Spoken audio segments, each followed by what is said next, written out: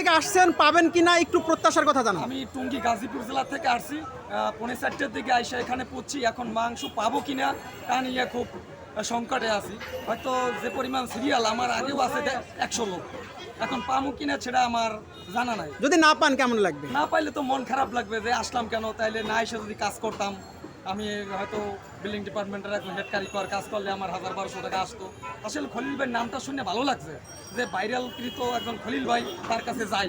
হয়তো সাথে সাথে গরু ইদানিং জব দিচ্ছে, তাই 2-3 কেজি মাংস আনি। পেলেও তো আপনার কতটুকু সাশ্রয় হতো, কয় কেজি পেতেন এবং কয় টাকা সাশ্রয় হতো? হয়তো 3 কেজি গোছ দেয়, এখন 3 কেজির উপরে দেয় না। 3 কেজিতে হয়তো 3 দেরিয়া 450 টাকা, কিন্তু আমার প্রায় 150 টাকা গাড়ি বেড়াই যাইতে হবে। কিন্তু আসলে মনের শখে আসছে, কিন্তু এখন দেখা যায় না পাইলে তো একটু কষ্টই লাগবে। মানে খলিল ভাইয়ের প্রতি ভালোবাসা থেকে আসছেন এটা বলতে চান? খলিল ভাই থেকে খলিল ভাইয়ের উপরে অনেক ভালোবাসা, কারণ সে একজন মানুষ হিসেবে ভালো। আর এখন যদি আমাদের সরকার এই গরুর গোছের বিনিময়ে একটু খেয়াল দিত গরুর গোছের প্রতি, তাইলে একটু দাম কমে খাওয়া যেত।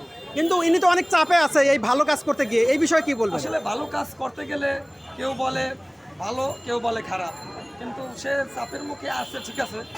সরকারি কর্মকর্তারা যদি, পুলিশ প্রশাসন যদি তাকে প্রোটেকশন দেয়, তাহলে তার জন্য ভালো হয়।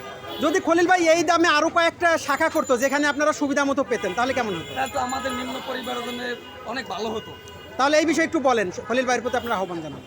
খলিল ভাইয়ের কাছে আমি আহ্বান জানাই যে খলিল ভাই যেন আরও বিগত বহুত বছর এই দামে যেন বিক্রি করতে পারে। আমাদের যারা নিম্ন পরিবার আছে তারা যেন গোস্ত খেয়ে যেন একটু মন ভরে এই দামে। খলিল ভাইয়ের কাছে আমি আহ্বান জানাই। ধন্যবাদ।